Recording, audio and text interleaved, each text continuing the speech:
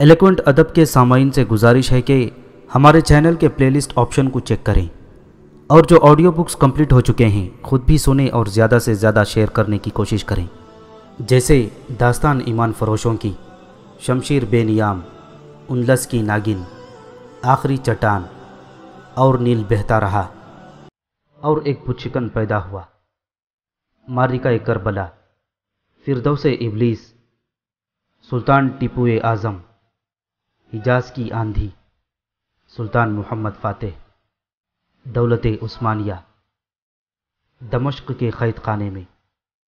और ज़रूरी अपडेट्स के लिए हमें फेसबुक और ट्विटर पर फॉलो करें। जज़ाकल्लाह।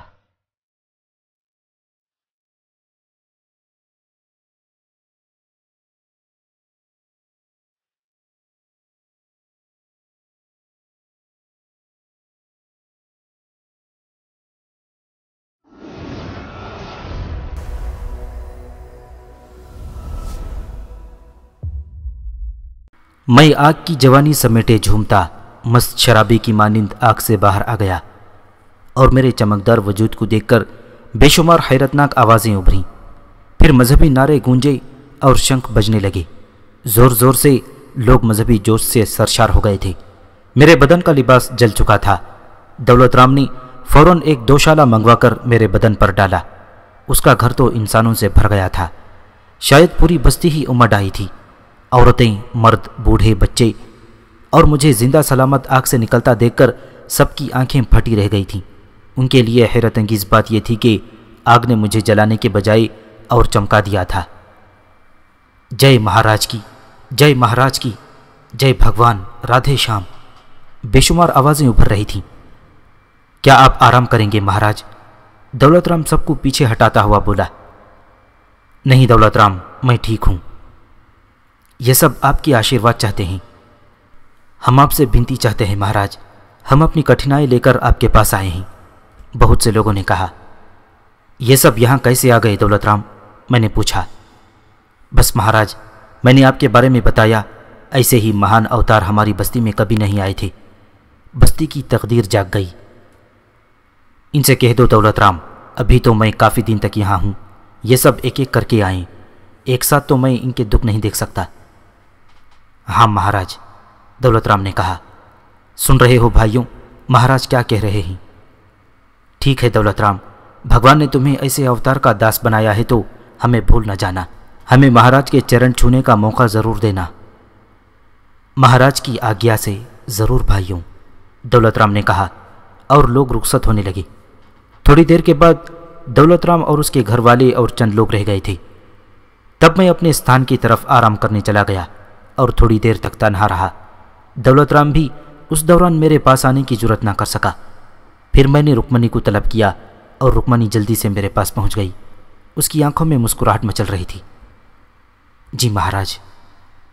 कैसी हो रुक्मणी? भैरू का महाराज की दया है, रुक्मणी मुस्कुरा कर बोली।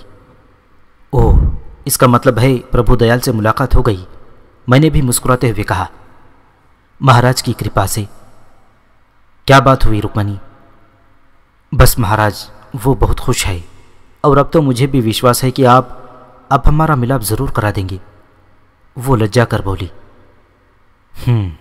दौलत राम का दास जो हूँ, मैंने तवील सांस लेकर कहा।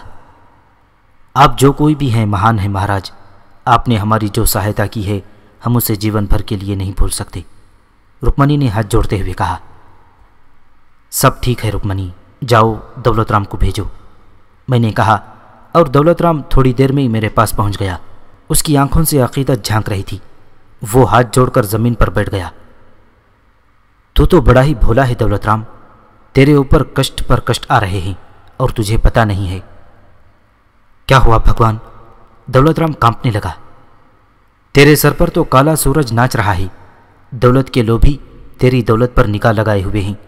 उन्होंने ऐसी तरकीब की है कि तेरी सारी दौलत पर कब्जा कर लें और दौलत राम, ये दौलत तेरी जान का रोग बन जाएगी।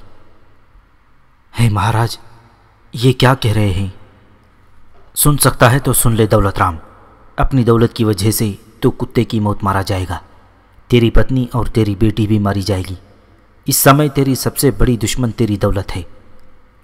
دولت رام کی حالت بری ہو گئی تھی۔ وہ سخت پریشانی کے عالم میں تھا۔ موت کی زردی اس کے چہرے پر نظر آنے لگی تھی۔ مجھے خطرہ پیدا ہو گیا کہ کہیں اس کی دل کی حرکت ہی نہ بند ہو جائے، اور اس کا یہ خوف بجا تھا۔ اس نے اپنی آنکھوں سے میرے 2 کارنامے دیکھے تھے۔ اس کے بعد میری بات کو جھوٹ سمجھنا حماقت ہی تھی، اور اس جیسا کمزور دل اور ضعیف الاعتقاد شخص اس بات کو نظر انداز نہیں کر سکتا تھا۔ کئی منٹ خاموشی رہی، پھر وہ لرزتی ہوئی آواز میں بولا، پر مہاراج، آپ نے کہا تھا کہ آپ میرے سارے کشٹ دور کر دیں گے۔ ہاں، لیکن اس کے لیے تجھے بھی کچھ کرنا ہوگا۔ میں مر جاؤں گا مہاراج، میں مر جاؤں گا۔ جلدی بتائیں، کیا میری جان بچ سکتی ہے؟ بچ سکتی ہے دولت رام۔ کس طرح مہاراج، کس طرح؟ اگر تو اپنی دولت سے چھٹکارا پا لے۔ ہے رام، یہ کیسے ہو سکتا ہے؟ میں تو ایسے بھی مر جاؤں گا۔ دولت رام کی روح قبض ہو گئی۔ ایک اور اپائے ہے دولت رام، میں نے کہا۔ وہ بھی بتا دیں مہاراج۔ تو نے پربھو دیال کے بارے میں بتایا تھا؟ ہاں مہاراج۔ اپنی بیٹی کی شادی اس سے کر کے ساری دولت اپنی بیٹی کو دے دے، اس طرح بھی تیری جان بچ سکتی ہے۔ ہائے، اس کنگلے کو! دولت رام کراہنے لگا۔ پھر نرک میں جا، نرک میں جا، میں نے بگڑے ہوئے لہجے میں کہا، اور دولت رام چیخ پڑا۔ وہ بری طرح گھگیانے لگا۔ نہیں مہاراج، شراپ مت دو، شراپ نہ دو مہاراج۔ سوچو تو، میں نے یہ دولت بڑی محنت سے جمع کی ہے، میں اسے کس طرح دوسروں کے حوالے کر سکتا ہوں مہاراج؟ تو سن دولت رام، آج سے ٹھیک چوتھے دن تیری دولت جہاں بھی ہوگی، اگن دیوی اسے تلاش کر لے گی، اور اس رات تو بھی آگ میں جل کر بھسم ہو جائے گا۔ یہ ہمارا شراپ نہیں، آکاش کی بات ہے۔ یہ بات آکاش سے کہی گئی ہے۔ بھسم ہو جاؤں گا؟ دولت رام تھوک نکل کر بولا۔ ہاں، ایسا کر، جا اپنی دولت کے ڈھیر پر جا کر بیٹھ، تاکہ لوگوں کو تیری ارتھی بنانے کی ضرورت بھی پیش نہ آئے۔ تیری دولت پگھل پگھل کر تیرے بدن سے لپٹ جائے، اور لوگ کہیں، دیکھو دولت رام کتنا دولت مند تھا، وہ دولت کے ڈھیر میں جلا ہے۔ ہائے رام، میں کیا کروں؟ کنجوس انسان پر برا وقت پڑا تھا۔ بالآخر کافی کشمکش کے بعد وہ بولا، وہی کروں گا مہاراج، جو تم کہو گے وہی کروں گا۔ نہیں کرے گا تو کتے کی موت مارا جائے گا۔ میں نے کہا، ارے نہیں، میں مرنا نہیں چاہتا۔ تب پھر جتنی جلدی ممکن ہو اس موت کو خود سے دور دھکیل دے۔ اپنے دھن کو؟ اس نے کرا کر پوچھا۔ ہاں۔ ہائے، مگر کیسے؟ کروڑی لال بھی اپنے بیٹے سے شادی کرنے کو تیار ہے، وہ تو کافی دولت مند ہے، مگر وہ کلنکینی مانے تب نہ۔ کون کلنکینی؟ میں نے پوچھا۔ ارے وہی اپنی رکمنی، وہ تو اس پاپی پربھو دیال سے، وہ تو اسی سے وواہ کرنا چاہتی ہے۔ اس کے سوا کسی سے کرنا بھی نہیں دولت رام۔ ارے تو اب کیا کروں مہاراج، یہ تو بتاؤ۔ دولت رام کی حالت بڑی مضحکہ خیز ہو گئی تھی۔ اس کا رنگ سفید ہو گیا تھا۔ ایک طرف موت کا خوف تھا، اور دوسری طرف دولت چھین جانے کا جان لیوا خیال۔ دونوں خیال بھی موت کے مترادف تھے، اور بہرحال وہ ایک فیصلہ کر چکا تھا۔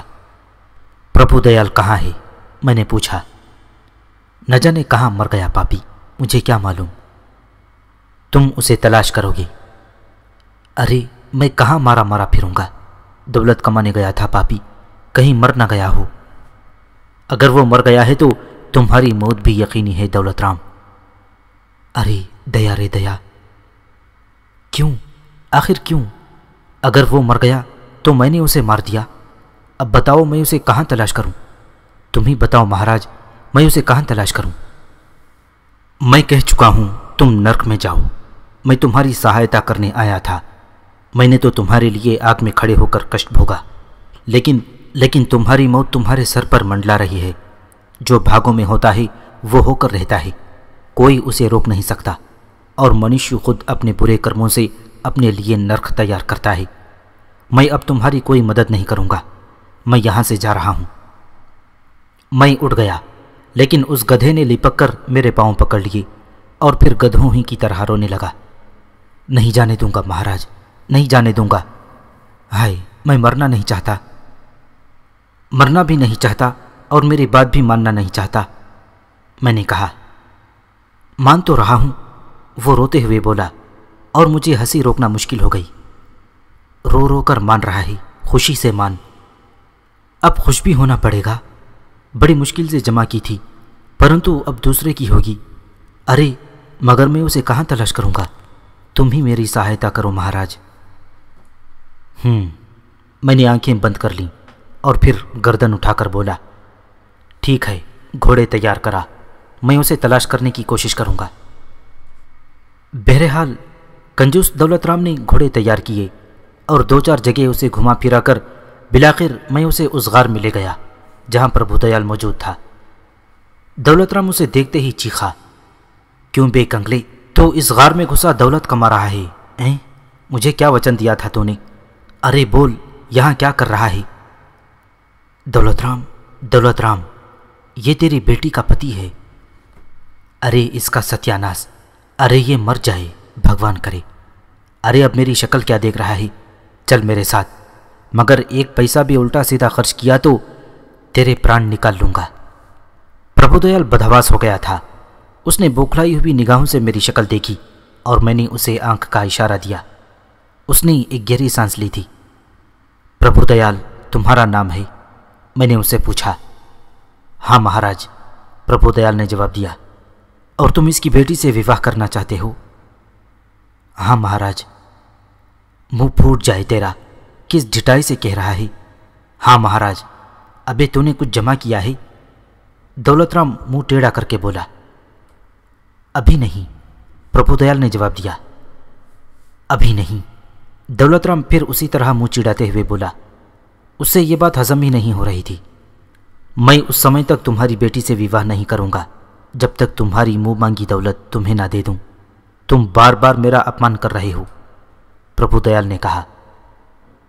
ठीक है प्रभुदयाल, तू जो कह रहा है वही करना। जाओ दौलत राम, प्रभुदयाल नहीं जाएगा तुम्हारी बेटी से विवाह रचाने, और अब मैं भी उसके साथ ही इसी गार में रहूंगा। आज से ठीक 4 दिन बाद तुम मर जाओगे। उसके बाद प्रभुदयाल आराम से तुम्हारी बेटी से विवाह कर लेगा। अरे ये कैसे हो सकता है? मैं मर जाऊंगा। तुम्हें चलना पड़ेगा प्रभु, भगवान की सौगंध, तुम्हें चलना पड़ेगा। तुम बराबर इसका अपमान किए जा रहे हो और वो तुम्हारे साथ जाएगा। तुम इसे बुरा भला कहे जा रहे हो। अरे मेरी तो मत्थी मारी गई है, क्या करूं? ठीक है प्रभुदयाल, क्षमा कर दे, माफ़ कर दे मुझे। अब मुझे कुछ नहीं चाहिए। प्रभुदयाल चौंक पड़ा। हाँ, मेरे साथ चल, मैं अपनी पुत्री से तेरे फेरे करा दूंगा। जय भैरू का महाराज, प्रभुदयाल आहिस्ता से बोला और फिर दौलत राम की तरफ रुख करके कहने लगा, नहीं दौलत राम, मैं इस तरह तुम्हारे साथ नहीं जाऊंगा, वरना तुम ताना देते रहोगे कि मैं वचन पूरा नहीं कर सका। नहीं देंगे भाई, ताना नहीं देंगे। दौलत राम अब सब्र कर चुका था। बहरहाल प्रभुदयाल समझ गया था कि कोई तीर निशाने पर बैठ गया है। चुनांचे उसने पहले तो खूब नखरे किए, फिर चल पड़ा और फिर खूब लुत्फ रहा। दौलत राम ने अपनी बेटी की शादी उससे कर दी, लेकिन उसकी हालत नीम पागलों की सी थी और अपनी दौलत की चाबियां देने के बाद वो पलंग पर ही गिर पड़ा था। इस तरह तो ये बूढ़ा मर जाएगा, प्रभुदयाल ने मुझसे कहा। तुम्हें उससे क्या? बहरहाल उसकी दौलत तो तुम्हें मिल ही गई। भगवान की सौगंध भैरू का महाराज, मुझे दौलत राम की दौलत से कोई दिलचस्पी नहीं है। मैंने तो अपनी रुक्मणी को चाहा था, सो वो मुझे मिल गई। तब फिर आओ, उसकी दौलत की चाबियां उसे वापस कर दो। हाँ, मैं तैयार हूं। क्या कहोगे इससे? ये भी तुम ही बताओ भैरू का महाराज। तुम इसे कहो कि वो दौलत का निगरान रहे और तुम्हें उसकी दौलत से कोई सरोकार नहीं है। जो आज्ञा महाराज, प्रभुदयाल ने कहा। और फिर हम दौलत राम के पास पहुंच गए, जो जानकने की कैफियत में मुब्तला था। उसकी बीवी उसके सरहाने बैठी रो रही थी। क्या बात है दौलत राम? मैंने पूछा। जा रहे हैं महाराज, समय आ गया है। हाय, हाथ पांव की जान निकल गई है सारी। क्यों? اچانک تمہاری حالت ایسی کیوں ہو گئی دولت رام؟ آپ مریں گے نہیں چاچا جی، آپ کی دولت کا حساب کون رکھے گا؟ یہ چابیاں سنبھالیے، میں نے آپ کی دولت دیکھی تھی، بہت ساری ہے، آپ اسے لے لیجئے، پربھو دیال نے کہا اور چابیاں نکال کر دولت رام کو دے دیں۔ دولت رام نے جلدی سے چابیاں اچک لی تھیں اور پھر اٹھ کر بیٹھ گیا تھا۔ مگر کیا مطلب؟ اس نے ہکلاتے ہوئے لہجے میں کہا۔ پربھو دیال کو تمہاری دولت نہیں چاہیے دولت رام۔ ہائے رام، مگر دولت رام نے چابیاں ایک دم رکھ دیں۔ مگر پھر میں کیسے بچوں گا؟ اس کا بھی ایک اپائے ہے دولت رام، میں نے کہا۔ وہ کیا؟ دولت رام نے چابیاں پھر اچک لیں۔ تم نے اپنی ساری دولت پربھو دیال کو دے دی؟ ہائے، دولت رام کر رہا۔ ہاں کہو دولت رام، ہاں کہو۔ ہاں مہاراج، بس تمہارا کشٹ ختم ہو گیا، اب یہ دولت تمہاری نہیں رہی، اس لیے تمہارا مرض بھی ٹل گیا، لیکن دولت تمہارے قبضے میں ہی رہے گی۔ پربھو دیال اپنی مرضی سے اسے خرچ نہیں کر سکے گا، تم بھی اسے خرچ کرو گے، بس یہ سمجھنا کہ یہ دولت تمہاری نہیں ہے، اب تمہارے اوپر کوئی کشٹ نہیں ہے۔ سچ کہہ رہے ہو بھگت؟ اچانک دولت رام کے چہرے کی سرخی واپس آ گئی۔ ہاں، بات تو پوری ہو گئی دولت رام، مگر یہ پربھو دیال تمہاری دولت کا لالچی نہیں ہے دولت رام، وہ تمہارا آشیرواد چاہتا ہے۔ ارے تو میرے گلے کیوں نہیں لگتا نرکی؟ ارے تو اب میری سنتان ہے۔ دولت رام نے پربھو دیال کو کھینچ کر سینے سے لگا لیا، اس کی طبیعت اب بالکل ٹھیک ہو گئی تھی۔ اور پھر سارے گھر میں قہقہے گونجنے لگے۔ پھر باہر سے کچھ لوگ آئے، وہ میرے پاس اپنے دکھ لے کر آئے تھے، لیکن اب میں انہیں ٹال رہا تھا، مجھے ان لوگوں سے کوئی دلچسپی نہیں رہ گئی تھی۔ ہاں، بس ایک بات میرے ذہن میں تھی، اور وہ تھی دھن راج سبھا، جسے یہ لوگ راج دھن سبھا بھی کہتے ہیں۔ چنانچہ رات کو میں نے کچھ بوڑھوں سے اس کے بارے میں پوچھا، میرے پاس گیان لینے آئے تھے۔ راج دھن یا دھن راج سبھا کا نام سن کر سب کے سب چپ ہو گئے۔ مہاراج خود سمجھدار ہیں، رات میں اس کا نام نہیں لیا جاتا۔ وہ کیوں؟ میں نے حیرت سے کہا۔ نہیں مہاراج، بھگوان کے لیے نہیں، رات کے اندھیرے میں سارے پریت ادھر ادھر گھوم رہے ہوتے ہیں، کون جانے کون کہاں ہو سکتا ہے۔ بوڑھے نے کہا۔ اوہو، تم اس کی چنتا مت کرو کاکا، مجھے اس کے بارے میں بتاؤ، کیا تم میں سے کسی نے دھن راج سبھا دیکھی ہے؟ ہم میں سے کسی نے نہیں دیکھی مہاراج۔ پھر اس کے بارے میں کیا سنا ہے؟ بس مہاراج، نالے پار کے پہاڑوں میں سے ایک گپھا ہے جس میں بھوت پریت رہتے ہیں، کبھی کسی نے وہ گپھا نہیں دیکھی تھی، مگر جس نے دیکھی تھی اسے کوئی نہیں جانتا۔ اوہ، ممکن ہے وہ بھی ایک منفرد روایت ہو، میں نے دل میں سوچا۔ جب یہ بڑے بوڑھے اس کے بارے میں کچھ نہیں جان سکتے تھے تو پھر اس بات کی صحت پر کیسے یقین کیا جا سکتا ہے؟ تاہم میں نے فیصلہ کیا تھا کہ اسے ضرور تلاش کروں گا، دیکھوں گا کیا ہے۔ اور پھر اس رات میں نے بہت سے فیصلے کیے۔ پربھو دیال کی مشکل حل ہو گئی تھی، اب یہاں رہنے کی کوئی وجہ نہیں تھی۔ یوں تو پوری بستی کے مسائل تھے، اب میں ساری بستی کے مسائل حل کرنے میں تو مصروف نہیں ہو سکتا تھا، مگر میں ان لوگوں سے کہہ کر جاتا تو وہ میرے پیچھے پڑ جاتے، اس لیے خاموشی سے روانگی کی ٹھانی۔ اور پھر میں کسی کام میں وقت گزاری کا تو قائل ہی نہیں تھا، اس لیے دیر کرنے سے فائدے۔ جو ہی میں نے محسوس کیا کہ اب بستی والے سو چکے ہوں گے، میں اپنی جگہ سے باہر نکل گیا، گھوڑا لیا اور پہاڑوں کی طرف چل پڑا۔ پہاڑوں کا راستہ بخوبی ذہن میں تھا، پوری بستی ایک گہری نیند سو رہی تھی۔ میں آگے بڑھتا رہا، گھوڑا پھونک پھونک کر قدم رکھ رہا تھا۔ آخر میں نالے کے پاس پہنچ گیا اور ٹھنڈے پانی کے اندر سے گزر کر دوسرے کنارے پر گھوڑے سے اتر آیا۔ گھوڑے کی پشت پر ہاتھ رکھ کر میں نے اسے آزاد کر دیا اور پھر خود پہاڑی سوراخوں کی ٹھانی۔ اب میں سامنے نظر آنے والے ہر سوراخ کا جائزہ لینے کا تہیہ کر چکا تھا۔ اور پروفیسر، ساری رات عجیب گزری۔ نیند میرے لیے ایک عام حیثیت رکھتی تھی۔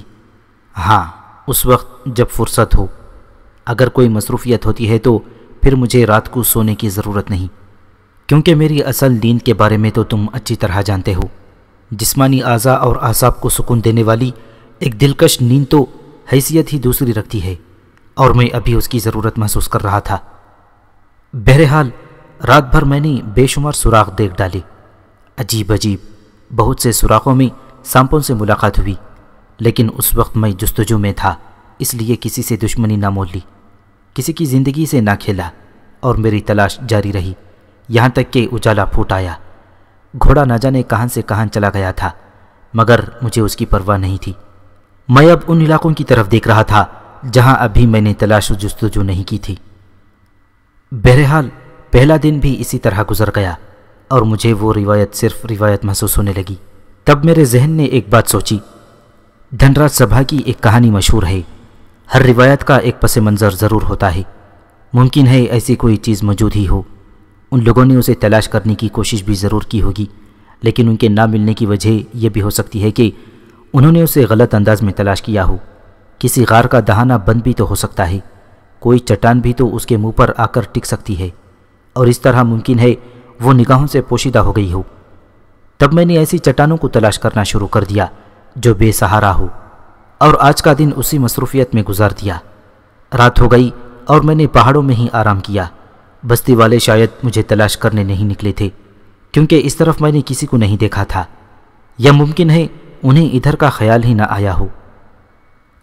اس رات بہت غور کرنے کے بعد میں نے طے کیا کہ کل دوپہر تک یہ کام اور کروں گا، اس کے بعد میں یہاں سے چل دوں گا۔ بلا مقصد ایک روایت کے چکر میں پہاڑوں میں سر مارنے سے کیا فائدہ؟ چنانچہ میں نے صبح تک آرام کیا اور دوسرے دن پھر اپنا کام شروع کر دیا۔ اور پروفیسر، اگر وہ کوئی حقیقت تھی تو مجھ جیسے سرپھرے سے کہاں چھپ سکتی تھی؟ ایک بڑی چٹان اس طرح نظر آئی جیسے پہاڑ ملنے کی وجہ سے وہ اپنی جگہ چھوڑ چکی ہو۔ ممکن ہے اس چٹان کے نیچے میرا گوہر مقصد ہو، میں نے سوچا، اور میرے بازو اس وزنی چٹان کو اپنی جگہ سے کھسکانے لگے۔ چٹان کو پہلی بار اپنی بے وزنی کا احساس ہوا اور وہ غراتی ہوئی گہرائیوں کی طرف چل پڑی، اور اس کے نیچے غار دیکھ کر میری آنکھیں مسرت سے چمک اٹھیں۔ ممکن ہے یہی ہو، اور میں دوسرے لمحے غار میں اتر گیا۔ پہلے تو تقریباً 10 گز تک نیچے گرتا چلا گیا، پھر زمین سے پاؤں ٹک گئے، اور جب پاؤں ٹکے تو غار کی جگمگاہٹ کا احساس ہوا۔ جگہ جگہ چراغ جل رہے تھے، لیکن میری آنکھوں نے چراغوں کی حقیقت بھانپ لی۔ یہ قیمتی ہیرے تھے جنہوں نے پورے غار کو منور کر رکھا تھا۔ ایک وسیع و عریض ہال تھا جو آہستہ آہستہ نگاہوں کے سامنے واضح ہو گیا تھا۔ در حقیقت دھنراج سبھا تھی۔ چاروں طرف سنگی مجسمے ایستادہ تھے، عجیب قسم کی شکلیں لیے ہوئے، کہیں حسین عورتوں کے روپ میں، کہیں بوڑھے جوگیوں کے روپ میں، اور کہیں نوجوان لڑکوں کی شکلوں میں سنگ تراش کے شاہکار۔ میں ان میں سے ایک کے قریب بیٹھ گیا اور میں حیران رہ گیا۔ یہ ایک ہندو جوگی کا مجسمہ تھا، اس کے ہاتھوں میں ایک کشکول تھا اور گلے میں قیمتی اور چمکدار موتیوں کی مالا پڑی ہوئی تھی۔ اس کے بعد میں نے ایک اور مجسمے کو دیکھا۔ ہر مجسمہ سونے اور قیمتی جواہرات سے آراستہ تھا۔ بے پناہ بے انداز دولت تھی اس غار میں، کوئی تصور بھی نہیں کر سکتا تھا۔ میں چاروں طرف دیکھتا پھرا، یقیناً یہی دھنراج سبھا تھی جسے وہ لوگ تلاش نہیں کر پائے تھے۔ ویسے شاید اس کی اصل حقیقت انہیں بھی معلوم نہ ہوگی، ورنہ بھوت پریت کے تصور کے ساتھ بھی اگر دولت کا تصور ہوتا تو بہت سے سر پھرے جان پر کھیل کر اسے حاصل کرنے کی کوشش کرتے۔ میں اب ساری باتیں بھول گیا تھا، وقت کا بھی کوئی احساس نہیں رہا تھا۔ نہ جانے مجھے یہاں آئے ہوئے کتنی دیر ہو چکی تھی۔ ایک ایک مجسمے کو میں قریب سے دیکھ رہا تھا۔ حسین اور نوجوان لڑکیوں کے مجسمے موجود تھے، وہ زیورات سے لدی ہوئی بے حد خوبصورت نظر آ رہی تھیں، اور پھر ایک انتہائی دلکش صورت کے قریب میرے قدم رک گئے۔ وہ اپنی بڑی بڑی آنکھوں سے مجھے دیکھ رہی تھی اور جیسے منتظر تھی کہ میں اس سے بات کروں گا۔ میرے ہونٹوں پر مسکراہٹ پھیل گئی۔ افسوس، میں تجھے پیار نہیں کر سکتا، میں نے کہا۔ کیوں؟ ایک سسکی سی میرے کانوں سے ٹکرائی۔ میں اچھل پڑا۔ میں نے چاروں طرف دیکھا اور پھر حسین لڑکی کے اس مجسمے کی طرف دیکھا، پھر اس کے بالکل قریب پہنچ گیا۔ کیا یہ تم بولی تھی؟ ہاں۔ پھر وہی نسوانی آواز ابھری، تم بول سکتی ہو؟ میں نے اس کے بدن کو چھوا، سخت پتھر کا بدن تھا۔ ہاں، مگر کیسے؟ تم تو پتھر کی ہو۔ میں پتھر نہیں ہوں، مگر تمہارا بدن۔ وہ میرے باپو کی ضد کا شکار ہو گیا ہے۔ آواز آئی۔ مجسمے کے ہونٹ تک نہیں ہل رہے تھے، بس ایک آواز تھی جو میرے کانوں سے ٹکرا رہی تھی۔ باپو کی ضد کا؟ ہاں۔ وہ کیسے؟ یہ ایک لمبی کہانی ہے، سنو اجنبی۔ کیا تم میرے پتھریلے ہونٹوں کو چوم سکتے ہو؟ تمہارا یہ پیار میرے شریر میں نئی زندگی دوڑا دے گا۔ بولو، کیا تم میری سہایتا کرو گے؟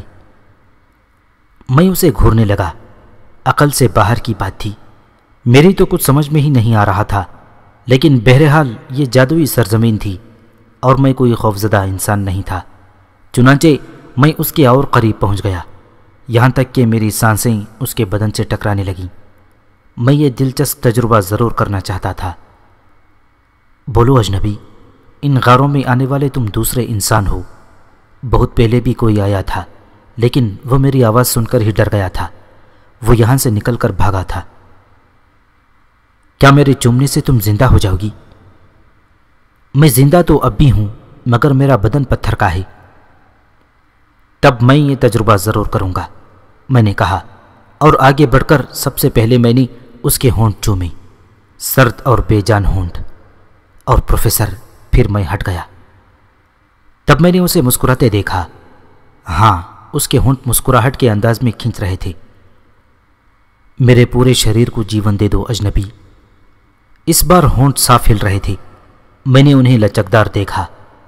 بلا شبہ ان میں ایک جوان دوشیزہ کے ہونٹوں کی سی گرمی اور نمی تھی۔ میں سست رہ گیا، لیکن اس دلچسپ تجربے کو میں مکمل کر لینا چاہتا تھا۔ چنانچہ میں نے اس کی دونوں آنکھیں چوم لی اور اس کی پلکیں جھپکنے لگیں۔ اجنبی، میں تمہارا یہ احسان جیون بھر نہ بھولوں گی، وہ سسک کر بولی۔ اور پروفیسر، پھر میں نے اسے انسان بنانا شروع کر دیا۔ میرے بے شمار بوسوں نے اس کے پورے جسم میں روح پھونک دی۔ اس کے جس عضو میں جان پڑتی، اسے ہلا کر وہ بے پناہ خوشی کا اظہار کرتی، اور میں نے تھوڑی دیر میں یہ کام مکمل کر لیا۔ تب ایک حسین قد و خال اور حسین بدن والی نوجوان دوشیزہ میرے سامنے کھڑی تھی، اور میں دلچسپی سے اسے دیکھ رہا تھا۔ میں کس زبان سے تمہارا شکر ادا کروں؟ اس نے فرط مسرت سے کہا۔ کیوں؟ کیا ابھی تمہاری زبان ٹھیک نہیں ہوئی؟ میں نے ازراہ مذاق پوچھا۔ نہیں، اب تو میں بالکل ٹھیک ہوں۔ ایک بات بتاؤ، میں نے کہا۔ ضرور پوچھو۔ کیا یہاں موجود سارے بت پیار کرنے سے ٹھیک ہو سکتے ہیں؟ نہیں، یہ شکتی صرف مجھ میں تھی۔ کیوں؟ اس لیے کہ یہاں صرف دھنراج انسان ہے یا میں، باقی سب اس کے بنائے ہوئے بت ہیں۔ دھنراج کہاں ہے؟ مجھے نہیں معلوم، اس نے جواب دیا۔ آؤ اسے تلاش کریں، میں نے کہا، اور اس نے میرا سہارا لینے کے لیے ہاتھ بڑھایا۔ میں نے اسے سہارا دیا اور وہ میرے ساتھ چل پڑی۔ سینکڑوں سال سے اس طرح کھڑی ہوں، چلنا بھول گئی ہوں۔ کیسا عجیب لگ رہا ہے۔ سینکڑوں سال سے؟ میں نے تعجب سے پوچھا۔ ہاں سوامی، سینکڑوں سال سے۔ کیا تم دھنراج کا بت پہچان لو گی؟ کیوں نہیں، وہ میرے پتا تھے۔ اوہ، تم دھنراج کی بیٹی ہو؟ ہاں سوامی، اس نے جواب دیا، اور میں خاموش ہو گیا۔